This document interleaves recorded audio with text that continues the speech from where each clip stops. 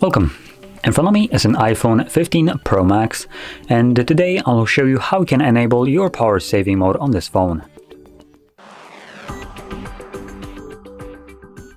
So to get started, you will need to add a power saving toggle to your control center. By default, it won't be here.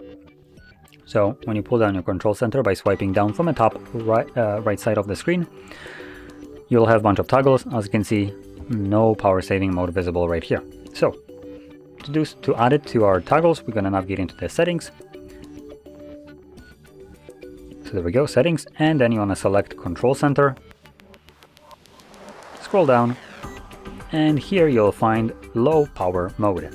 Click on the plus button next to it, and this will add it to our toggles. So now we can close this, and you can find the toggle by swiping down from the top right side of the screen, and there it is. So low power mode, aka power saving mode. When you tap on it, it will get enabled, and that's it.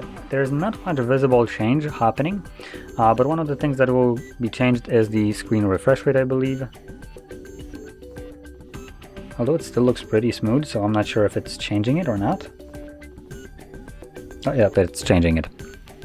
So screen refresh rate will be changed, and a couple additional things like fetching of data might be a little bit delayed.